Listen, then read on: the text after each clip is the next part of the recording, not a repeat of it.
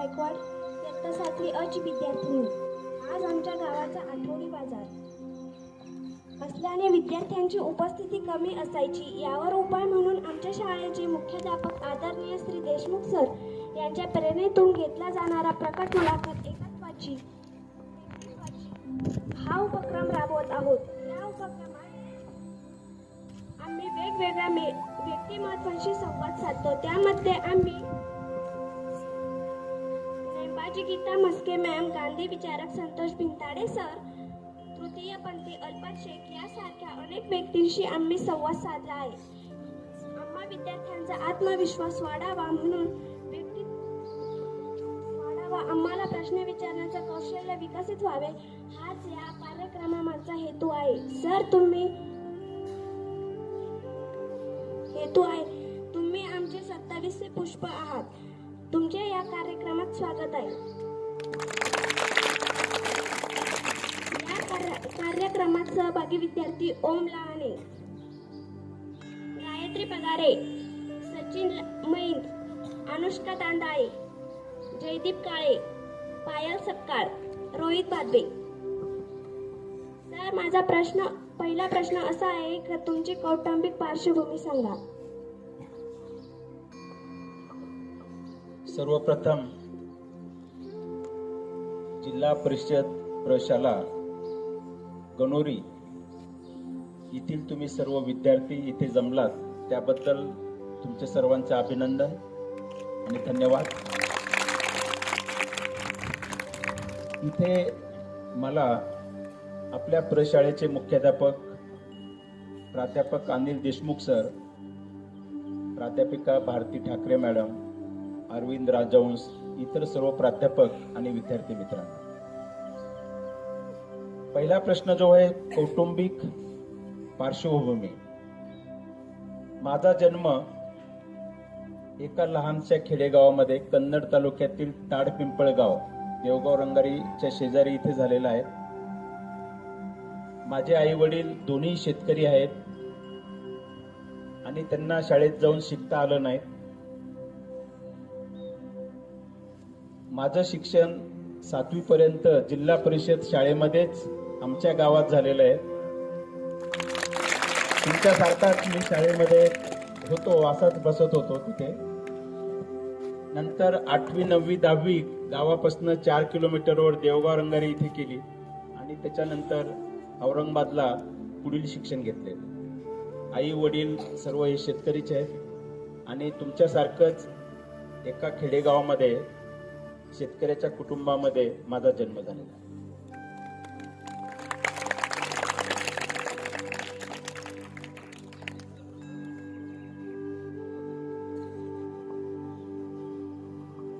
Sir, माझे नाव जयदीप विजय काळे. माझा दुसरा प्रश्न असा आहे की सर, तुमचे शालेय शिक्षण व महाविद्यालय शिक्षण कसे झाले व त्यातल्या थोड्याशा गमती जमती आम्हाला सांगा.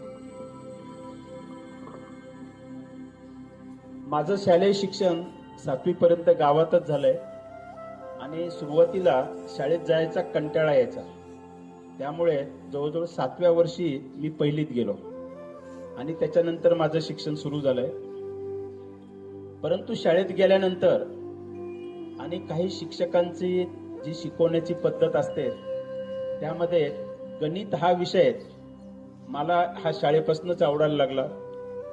सांगायला हरकत नाही, आमच्याकडे माहोळकर सर होते, ते आम्हाला गणित विषय शिकवायचे आणि त्यांचं गणित खूपच आवडायचं आणि तेव्हापासून गणिताची आवड तयार झाली. नंतर 8वी 9वी 10वी साठी गावापासून साधारणतः 4 किलोमीटरवर गणेश विद्यालय म्हणून आहेत, त्यामध्ये ऍडमिशन घेतलं. सुरुवातीला जाण्यासाठी काही साधन नसल्यामुळे दररोज 4 किलोमीटर पायी जाणं आणि पायी येणं असं होतं. परंतु काही दिवसानंतर वडिलांना वाटलं का याच्यात वेळ खूप जातोय. मग त्यांनी एक जुनी सायकल, मला अजूनही आठवते, 165 रुपयात मला विकत घेऊन दिली आणि त्या सायकलवर आम्ही जाऊ लागलो.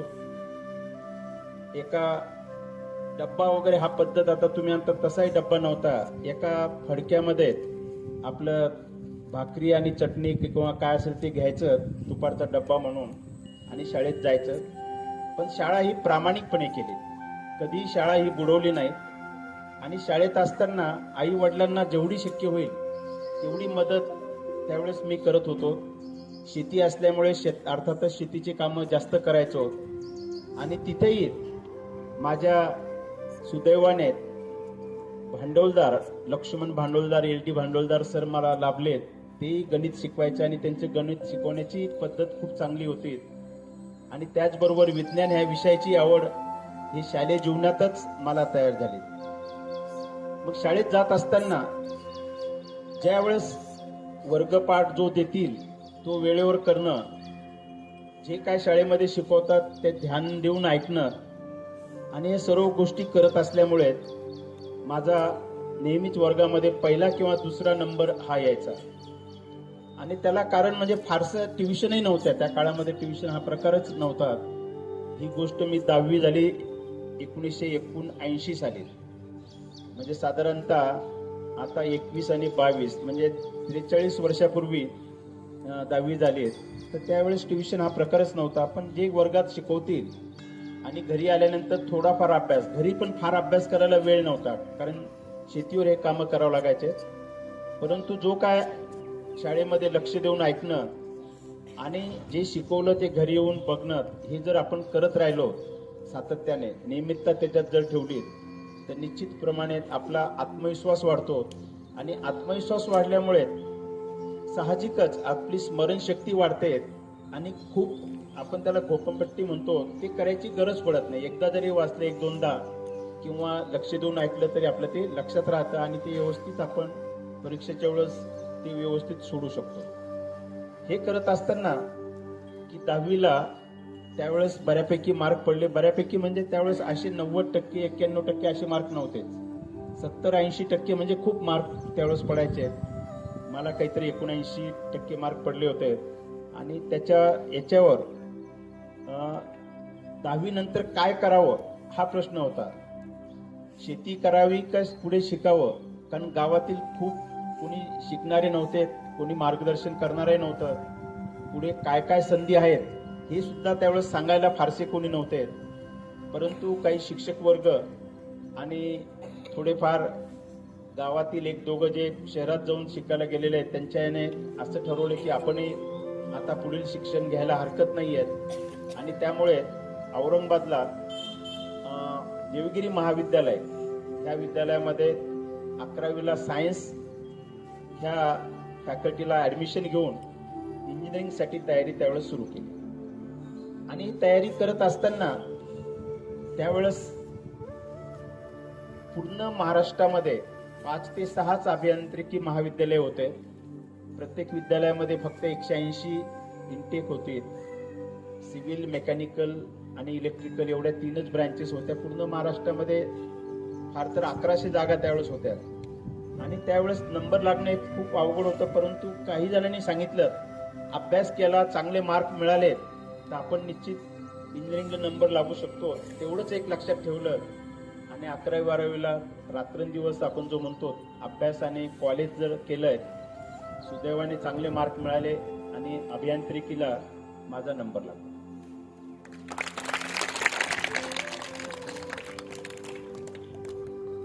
सर, माझा प्रश्न असा आहे की तुम्ही नोकरी करायला लागले तेव्हापासून आतापर्यंत नोकरीचा प्रवास कसा आहे ते आम्हाला थोडक्यात सांगा.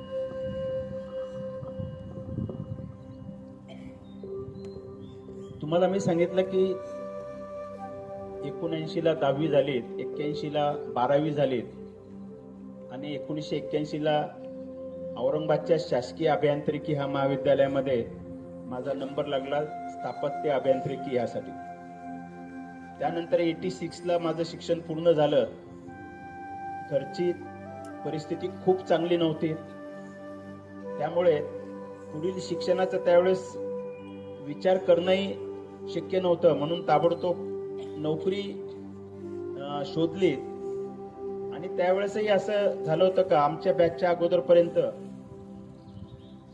बी झाल्याबरोबर परीक्षा द्यायच्या अगोदर प्रत्येकाला हातामध्ये ऑर्डर असायच्या. Irrigation department, PWD department, CIDCO या वेगवेगळ्या क्षेत्रामध्ये. परंतु आमच्या वेळेस 0 बजेट नेमकं त्यावेळेस लागलं आणि गव्हर्नमेंटच्या सर्व सर्व्हिसेस बंद झाल्या.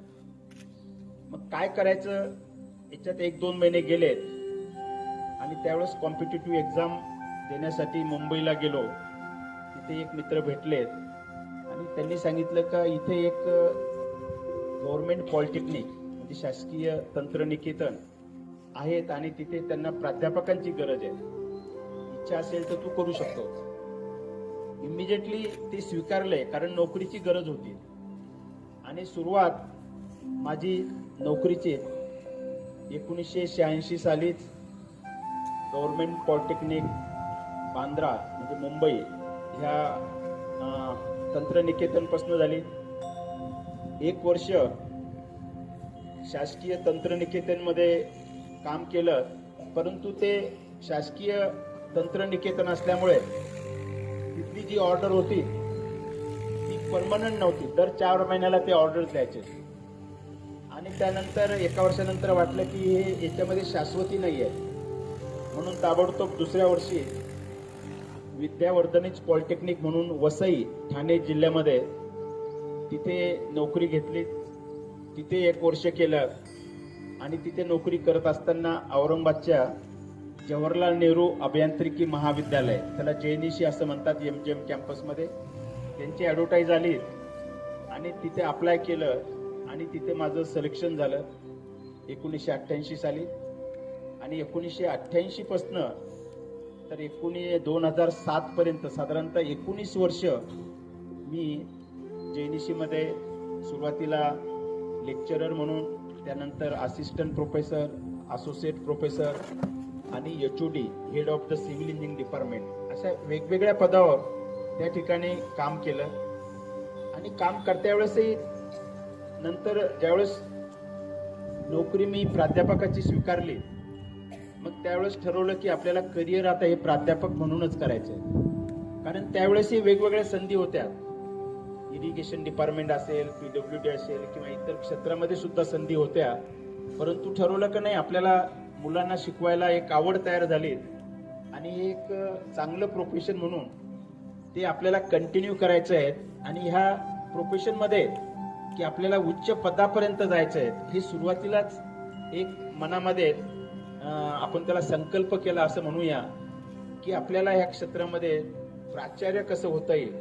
कारण त्यावेळेस ते होणंही फार अवघड होतं आणि त्याच्या होण्यासाठी पुन्हा एक लक्षात आलं तर तुम्ही कोणत्या क्षेत्रामध्ये प्रामाणिकपणा दाखवला आणि जे काम आहे ते जर वेळेत केलं, इंटरेस्ट घेऊन केलं तर निश्चितच आपल्याला यश मिळतं.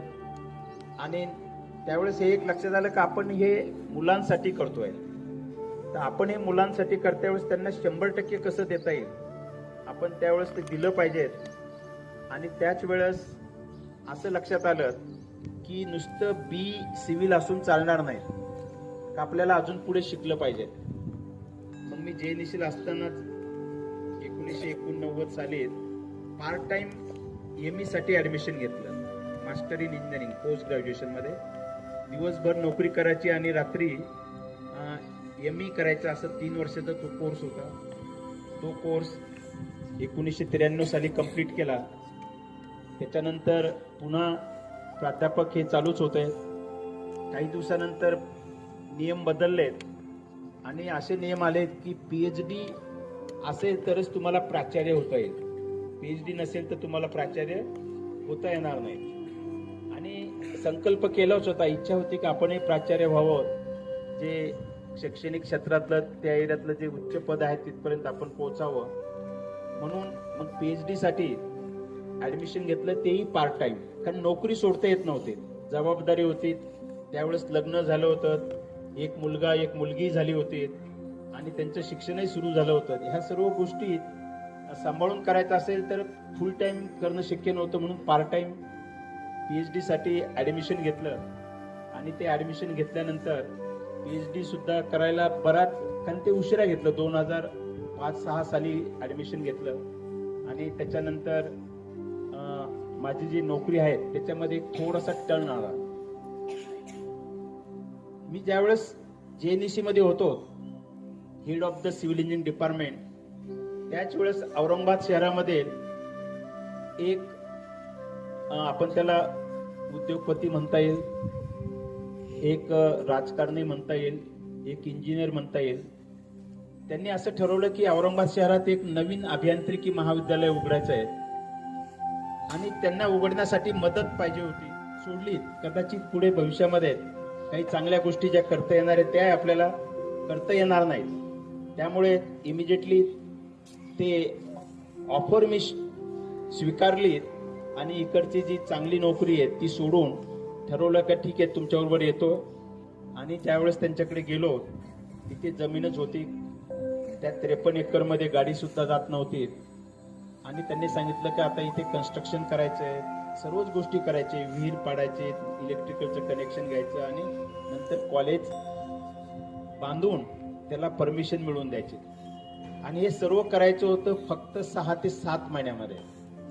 मी डिसेंबर 2007ला त्या ठिकाणी जॉईन झालो आणि जानेवारी 2008ला तिथे ज्या कॉलेजचं बांधकाम सुरू केलं, कारण सिव्हिल इंजिनिअरिंग असल्यामुळे त्यांनी ते काम अगोदर दिलं आणि साधारणतः जून महिन्यापर्यंत 6 महिन्याच्या आत 1.25 लाख स्क्वेअर फीट बांधकाम तिथे पूर्ण करून लॅब सेटअप करून AICTE all India council for technical education यांच्यातर्फे इंजिनिअरिंग कॉलेजला जी परमिशन मिळते ती परमिशन 6 ते 7 महिन्याच्या आत मिळाली.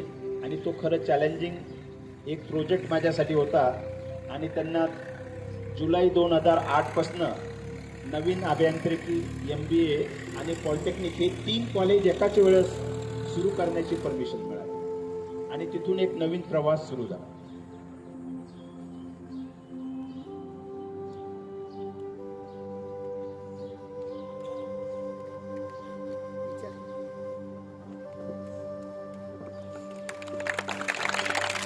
तुम्हाला एवढ्या चांगल्या पगाराची नोकरी मिळाली, शालेय शिक्षण पण एवढे चांगले मिळाले, मग तुम्ही योगस्थानाकडे का वळाले व ही प्रेरणा तुम्हाला कोणी दिली?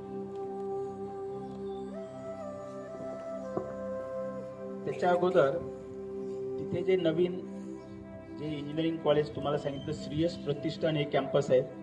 मग त्या ठिकाणी प्राचार्य डायरेक्टर म्हणून काम केलं 4 वर्ष. 4 वर्ष केल्यानंतर पुण्याला DY पाटील ह्या अभियांत्रिकी महाविद्यालयामध्ये प्राचार्य म्हणून पुन्हा एक संधी मिळाली. तर पुण्याला 4 वर्ष प्राचार्य म्हणून DY Patil school of engineering and technology Lohegaon इथे 4 वर्ष काम केलं. आणि नंतर हे करत असताना ज्यावेळेस मी पुण्याला गेलो तर तिथे एक परमेश्वराची कृपा त्याला म्हणता येईल की ज्या ठिकाणी मी राहत होतो गेल्या पहिल्याच महिन्यामध्ये मी ज्या एका कॅम्पसमध्ये राहत होतो तर तिथे योगाचे वर्ग सुरू झाले. आणि ज्यांनी सुरू केले त्याची माझी पहिल्याच दिवशी भेट झाली. ते म्हणाले सर आम्ही इथे योगाचा वर्ग सुरू करतोय, तुम्ही जॉईन होणार का? म्हणलं बिलकुल होतोय. आणि त्या योग वर्गाला मी जॉईन झालो. ते वर्ष होतं 2012. तारीख आहे मला अजून आठवते, 28 जानेवारी 2012ला पहिला दिवस त्या योगा क्लासला जॉईन झालो. तो योग क्लास होता भारतीय योग संस्थान दिल्ली यांच्यातर्फे सुरू केलेल्या पुण्यामध्ये तो क्लास सुरू केला होता. आदरणीय अशोक बशेर सर, भाग्यश्री बशेर मॅडम हे पूर्ण महाराष्ट्राचं त्यावेळेस काम बघत होते आणि त्या शिक्षकांनी तिथे योग वर्ग सुरू केला. मी त्या योग वर्गाला जॉईन झालो आणि जॉईन झाल्यानंतर काही दिवसातच माझ्या लक्षात आलं की ही आपल्या पूर्वजांनी ऋषीमुनींनी जी आपल्याला एक देणगी दिलेली आहे ती देणगी तिची ताकद ही खूप मोठी आहे. आणि 2012ला मी औरंगाबाद शहरामध्ये असेल पुण्याला असेल असं लक्षात आलं की खूप लोक हे तणावामध्ये आहेत, खूप लोकांना वेगवेगळे आजार आहेत. असं एकही घर नाही की तिथे आजार नाही आहेत. तो डायबिटीस असेल, ब्लड प्रेशर असेल, तुमच्या हृदयाचा रोग असेल, असे वेगवेगळ्या आजाराने प्रत्येक घरामध्ये पेशंट्स होते. दवाखान्यामध्ये लोकांची रांग लागत होती. आणि तिथे गेल्यानंतर एक लक्षात आलं की आपल्या पूर्वजांनी ही देण दिलेली योग, प्राणायाम आणि ध्यान, जर याची आपण सातत्य राखलं तर निश्चितच आपल्याला ह्या विकारापासून दूर राहता येतं आणि ॲलोपॅथी आणि ॲलोपॅथीचे दुष्परिणाम ही त्यावेळेस लक्षात येत होते. त्याच्यापासून आपल्याला दूर राहता येतो.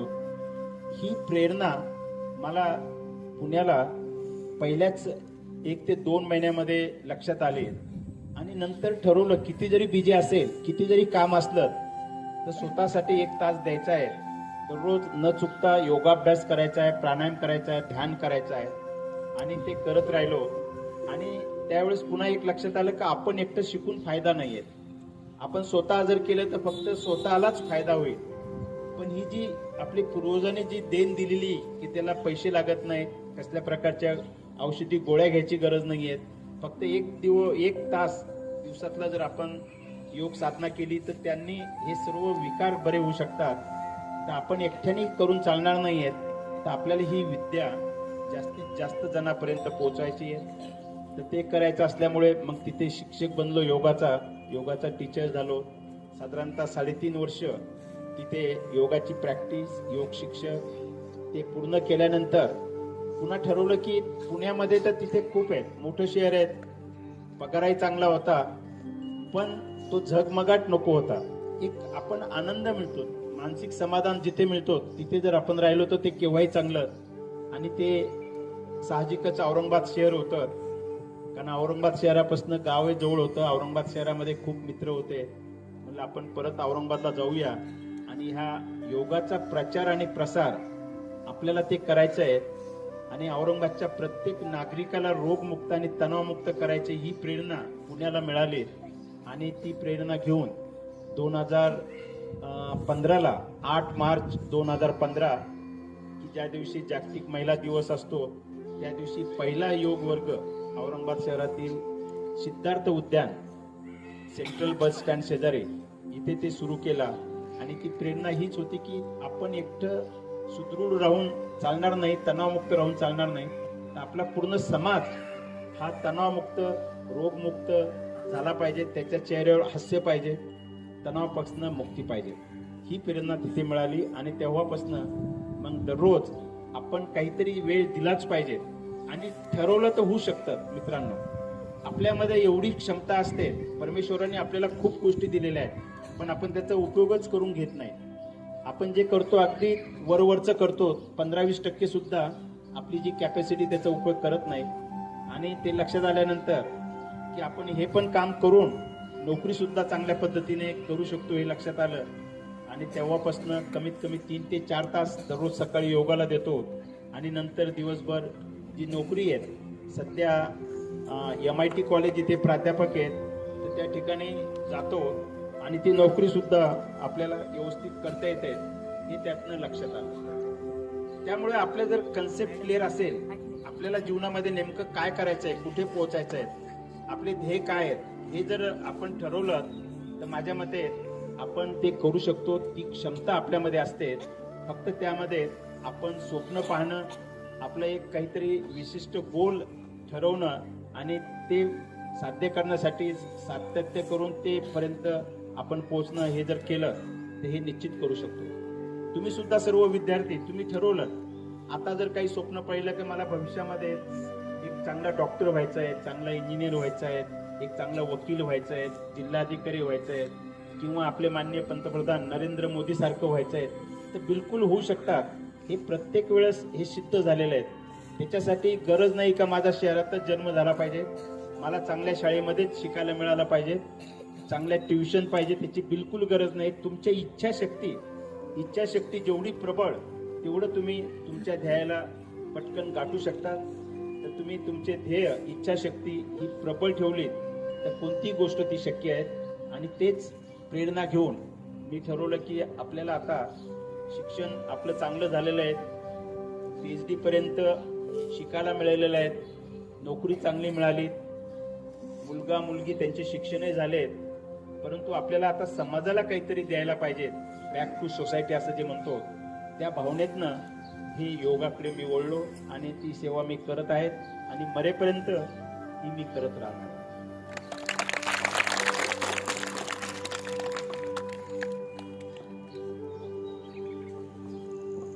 सर, माझे नाव ओमला आणि सर माझा प्रश्न असा आहे की तिच्या प्रश्नाला जोडून माझा प्रश्न असा आहे की चांगले स्थिर जीवन जगत असताना तुम्ही स्वतःच्या उत्तम आरोग्यासाठी योग साधना करायला लागलात हे ठीक आहे, पण समाजाच्या आरोग्यासाठी चळवळ म्हणून काम सुरू केले. त्या कामाचे स्वरूप काय, ही प्रेरणा कशी झाली ते आम्हाला सविस्तर सांगा.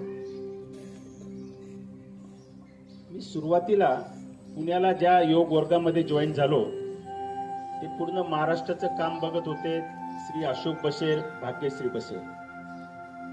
त्यावेळेस त्यांचं वय होतं साधारणतः एक 68 वर्ष वय होतं. 68 वर्षाच्या जवळपास ही जी जोडी आहेत ते काम करायचे. आणि त्यावेळेस माझ्या लक्षात आलं का एवढं वय असून सुद्धा, वयस्कर असून सुद्धा ते पूर्ण पुण्याचंच नाही तर महाराष्ट्राचं काम बघतात आणि ते लोकांना योग साधना ते शिकवतात.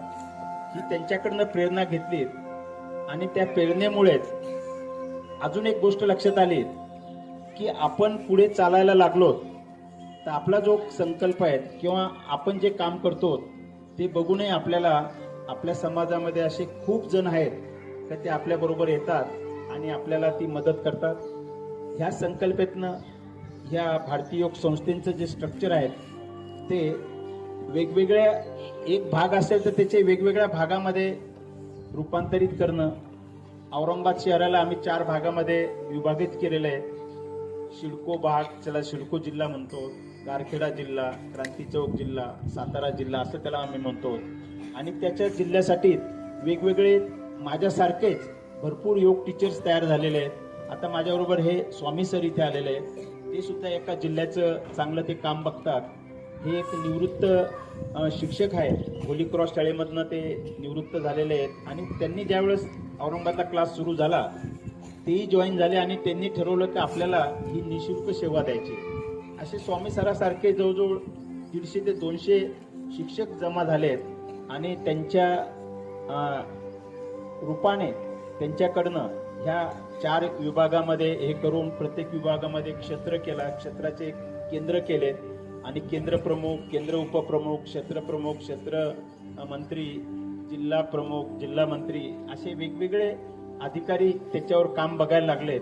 आणि त्यांच्या थ्रू ही चळवळ सध्या औरंगाबाद शहरामध्ये जवळजवळ 45 ठिकाणी निःशुल्क योग वर्ग चालू आहे. प्रत्येक वेगवेगळ्या कॉलनीमध्ये ते आहेत. आणि त्या ठिकाणी आता मी जे सांगितलं की हे सर्व मला येऊन मिळालेले आहेत, सेवा देण्यासाठी जोडलेले आहेत. त्या सर्वांनी पुढाकार घेतला आणि त्यांच्यामुळेच हे शक्य आहे. एकटा काही करू शकत नाही, पण एकाची जर इच्छाशक्ती असेल तर निश्चितच ते काम करण्यासाठी तुम्हाला समाजामध्ये खूप जण येऊन मिळतात. आणि मग 2 हाताचे 1000 हात व्हायला वेळ लागत नाही.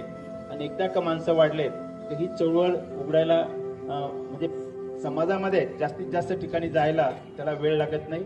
तेच आमचं हे आता लक्षात आलेलं आहे. या निमित्ताने आम्ही खूप वेगवेगळ्या शाळेत सुद्धा जाऊन, शाळेमध्ये सुद्धा योग वर्ग घेतो. आमचे शिक्षक तिथे जाऊन घेतात. तुमच्या शाळेमध्ये सुद्धा आमची इच्छा आहे की आठवड्यातून एकदा येऊन तुमच्यासाठी एक योग वर्ग घ्यावा, का जेणेकरून तुमचे विद्यार्थ्यांचं जी स्मरणशक्ती ती वाढावी. बऱ्याच वेळेस डिप्रेशन येतं ते कमी व्हावं, तुमचं आरोग्य चांगलं व्हावं, तुमचे जे कन्सेप्ट आहेत क्लॅरिटी त्यामध्ये यावीत आणि ज्या ठिकाणी तुम्हाला पोहोचण्याची इच्छा आहे त्या ठिकाणी तुम्हाला लवकर पोहोचता यावं, ही सर्व ताकद तुम्हाला मिळावी. हे जर शाळेत असताना जर आपण याचं शिक्षण घेतलं तर अजून आपल्या जीवनामध्ये खूप फायदा होऊ शकतो. हे मी स्वतः अनुभवतोय. आणि त्यामुळे जास्तीत जास्त लोकांपर्यंत, जास्तीत जास्त शाळेपर्यंत, कॉलेजपर्यंत, समाजापर्यंत जाण्याचा आम्ही निर्धार केलेला आहे. आम्ही ते जाणारच आहोत.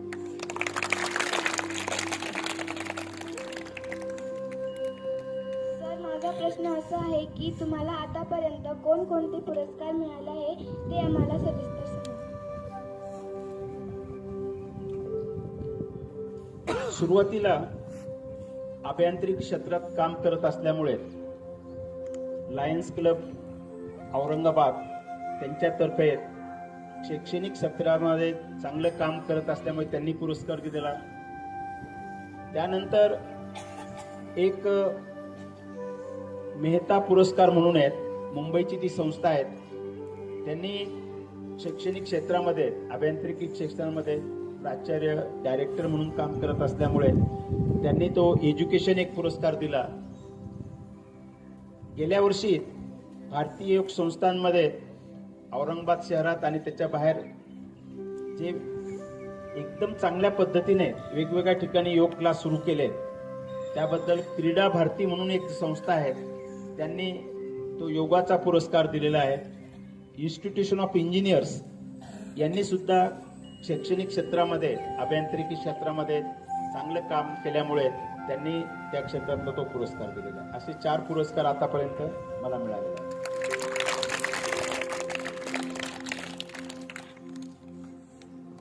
सर, माझा असा प्रश्न आहे की तुमचे शालेय शिक्षण चालू असताना तुमच्या आई वडिलांना तुमच्याकडून काय अपेक्षा होती?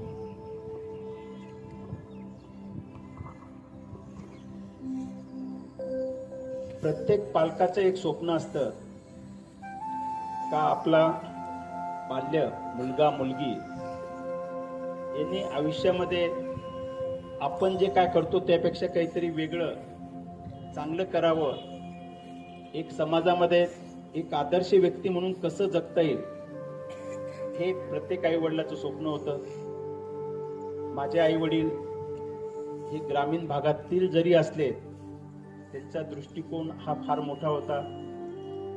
ते अध्यात्मामध्ये सुरुवातीपासूनच जुडल्या गेल्यामुळे, पंढरीची वारी दरवर्षी करत असल्यामुळे त्यांचं नेहमी सांगणं असायचं काही प्रामाणिकपणा आपण ठेवला पाहिजे. जे काय करतो ते प्रामाणिकपणे आपण करायचं. कुठेही कोणाला आपल्यामुळे त्रास होईल अशी गोष्टी करू नये. आणि सुरुवातीला तर त्यांना ही अपेक्षा होती की एक साधी नोकरी लागली, त्यांनी ते स्टेबल झाले तर खूप झालंय. आमच्या लहानपणी परीक्षा निकाल लागल्यावर फक्त एकच प्रश्न असायचा, पास झाला की नापास झाला. टक्के त्यावेळेस कोणीही विचारत नव्हते, पास झाला की आनंद, ठीक आहे ना. तर तोच ती एक अपेक्षा होती. आणि त्या पद्धतीने जी नोकरी चांगली करावी, नोकरीमध्ये शहरामध्ये बाकीचे गावातील, कारण मी आमच्या गावातील पहिलाच एक इंजिनियर असल्यामुळे काय शहरात जाऊन एक चांगलं नोकरी करून जास्तीत जास्त आपल्या पूर्ण घराण्याला सुशिक्षित कसं करता येईल ही अपेक्षा होती. आणि त्या पद्धतीने निश्चितच त्यांची अपेक्षा ही पूर्ण झाली असावी असं मी समजतो. आणि त्या पद्धतीने आपण आई वडिलांच्या ज्या अपेक्षा असतात, त्यांनी ज्या बाउंड्री कळत न कळत आपल्याला घालून दिलेल्या असतात, त्या जर आपण ओळखल्या नाहीत तर निश्चितप्रमाणे आपण त्यांच्या अपेक्षा तर पूर्ण करतोच, पण आपल्या जीवनाला सुद्धा एक चांगलं वळण, एक चांगली दिशा मिळते. सर, माझा प्रश्न असा आहे की सूर्यनमस्काराचे 12 प्रकार असते व त्याचे फायदे कोणते? खूप चांगला प्रश्न विचारला बेटा तू. सूर्यनमस्कार, सूर्य हे प्रत्येकाला माहिती आहे. सूर्य आपल्याला काय देतो? प्रकाश देतो, ऊर्जा देतो. जर सतत 4 दिवस सूर्यप्रकाश मिळाला नाही तर आपल्याला एकदम डल वाटतं, बरोबर आहे की नाही. तर सूर्यप्रकाश म्हणून ही पूर्ण सृष्टी आहे.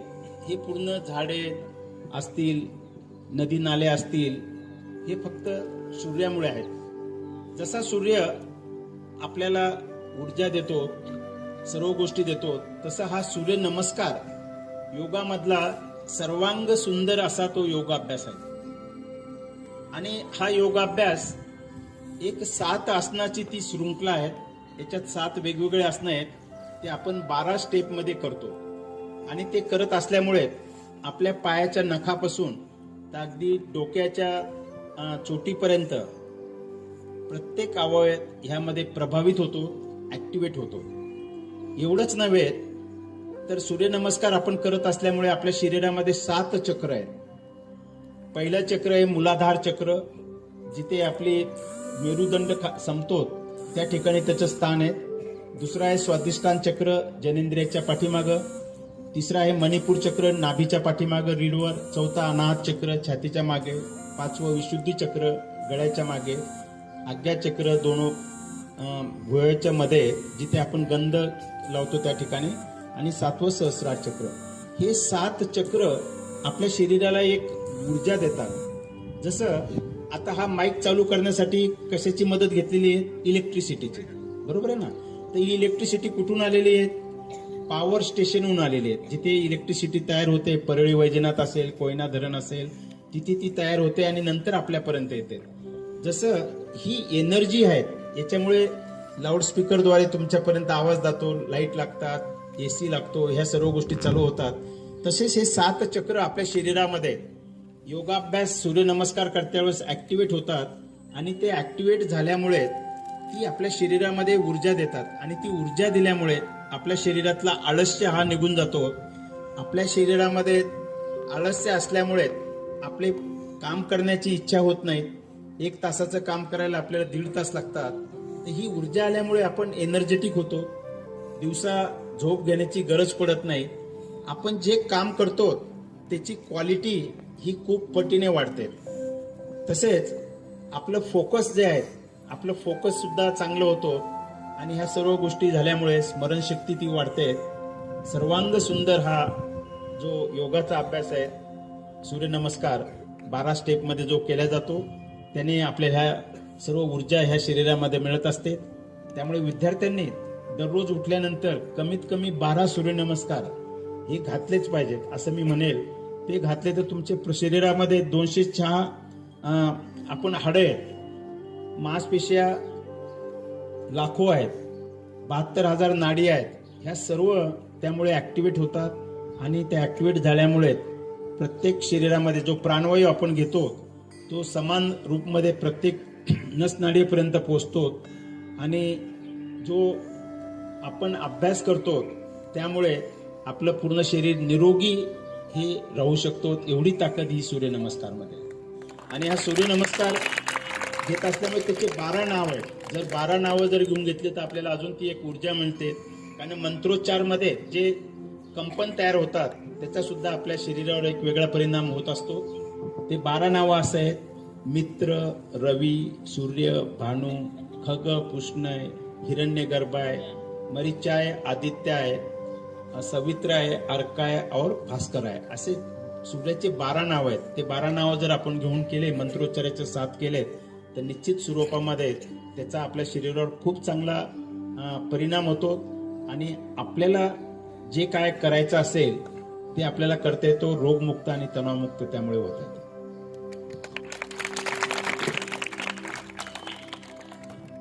सर, माझा असा प्रश्न आहे की आमच्या वयातील मुलांना मेडिटेशनचा काय फायदा असतो? मुलांना आपलं हे शरीर आपल्याला एकच जरी दिसत असलं तरी हे 3 प्रकारचं शरीर आहे. पहिलं आहे स्थूल शरीर, म्हणजे जे आपल्याला डोळ्याने दिसतं, त्याला काहीतरी आकार आहे, उंची आहे, कलर आहे, त्याला काय म्हणायचं? स्थूल शरीर. दुसरं आहे सूक्ष्म शरीर. सूक्ष्म शरीर म्हणजे मन. मन आहे प्रत्येकाला. त्याची साईज काय आहे मनाची? वजन किती आहे माहित नाही, म्हणून ते सूक्ष्म शरीर आहे. त्याला आकार नाही, वजन नाही, आपल्याला दिसत पण नाही, पण प्रत्येकामध्ये ते आहे मन, सूक्ष्म. आणि तिसरं शरीर आहे कारण. कारण म्हणजे आपलं चित्त, ज्याच्यावर लहानपणापासून वेगवेगळे जे संस्कार होतात आणि त्या संस्कारामध्ये नुसार आपण विचार करतो, काम करतो, आपली ऍक्टिव्हिटी आपण करत असतो आणि त्या पद्धतीने एक आपली पर्सनॅलिटी डेव्हलप होत असते. तर हे 3 शरीर मिळून आपलं हे शरीर तयार झालेलं आहे. तर आता तुझा जो प्रश्न आहे की प्राणायाम केल्यामुळे, प्राणायामच ना, मेडिटेशन, ध्यान, प्राणायाम आणि ध्यान हे केल्यामुळे आपल्या शरीरावर काय त्याचे लाभ होतात? तर आपण आसन केल्यामुळे आपलं जे स्थूल शरीर आहे त्याची लवचिकता कमी होऊन त्यातले विकार चले जातात. प्राणायाम दुसरा जो प्रकार आहे योगाभ्यासमध्ये, तो केल्यानंतर मनाची जी चंचलता आहे, मन खूप चंचल आहे. तुम्ही जरी आता इथे बसेल असलात तरी इमिजिएटली तुम्ही कोणी घरी गेलं असेल, कोणी कुठे औरंगाबादला सुद्धा जाऊन आलं असेल, कुठे काय चाललंय, बरोबर आहेत का नाही? तर आपलं मन एकदम चंचल आहे, फास्ट आहे. तर ती चंचलता त्याने कमी होते आणि ध्यान केल्यामुळे आपला जो कॉन्सन्ट्रेशन आहे, आपलं कॉन्सन्ट्रेशन त्याला म्हणता येईल, किंवा ध्यान केल्यामुळे आपली सकारात्मकता यामध्ये खूप विकास होतो, मन शांत होतं आणि नंतर आपण जो अभ्यास करतो ते अभ्यास करण्यासाठी आपल्याला जास्त वेळ बसायची गरज पडत नाही. कमी वेळ जरी अभ्यास केला तरी तो लक्षात राहतो, कारण आपली स्मरणशक्ती ही खूप पटीने वाढते. ध्यान केल्यामुळे आपली रोग प्रतिकार शक्ती ती सुद्धा खूप पटीने वाढते. आपण शांत होतो आणि आपलं प्रत्येक गोष्टीकडे बघण्याचा दृष्टिकोन हा बदलल्यामुळे, सकारात्मकता वाढल्यामुळे आपल्याला काय चांगलं आहे आणि काय वाईट आहे हे सहज कळतं आणि चांगल्याच गोष्टी आपण घेत राहतो. जे करतं ते प्रामाणिकपणे आपण करतो. ही ताकद ही सर्व ध्यानामध्ये आहे. चिडचिडेपणा निघून जातो, त्यामुळे वेगवेगळे आजार आपल्याला येत नाही आहेत आणि आपण समाजामध्ये एक व्यक्ती बनू शकतो. ही ताकद आपल्याला ध्यानामुळे मिळते. त्यामुळे आपलं आयुष्य सुद्धा हे वाढतं.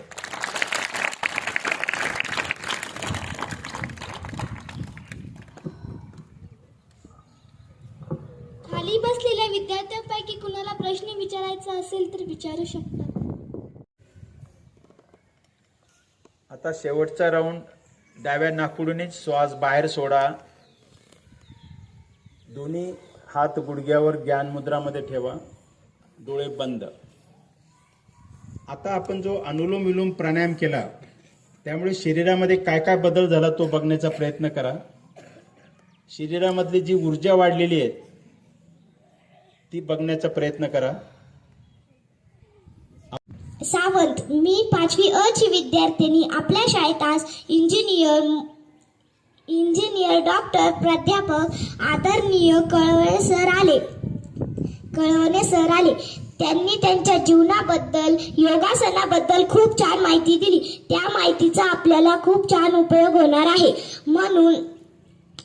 म्हणून आमच्या शाळेचे मुख्याध्यापक, सर्व शिक्षक, सर्व विद्यार्थी यांच्यातर्फे सरांचे स्वागत करणे, आभार मानणे आपले कर्तव्य आहे. म्हणून मी मुलाखत घेतलेल्या पॅनलला विनंती करते की त्यांनी सरांचे शाल आणि पुष्पगुच्छ देऊन शिवाजी कोण होता हे पुस्तक देऊन सरांचा सत्कार करावा.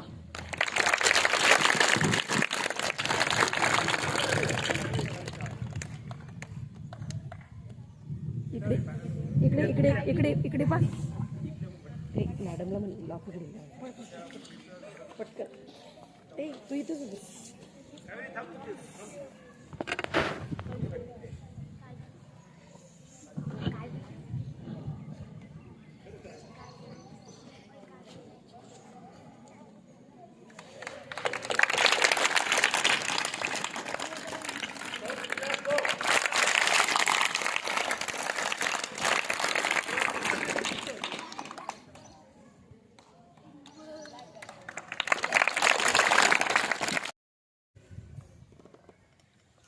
आता शेवटचा राऊंड. डाव्या नाकपुडीने श्वास बाहेर सोडा. दोन्ही हात गुडघ्यावर ज्ञान मुद्रामध्ये ठेवा. डोळे बंद. आता आपण जो अनुलोम विलोम प्राणायाम केला त्यामुळे शरीरामध्ये काय काय बदल झाला तो बघण्याचा प्रयत्न करा.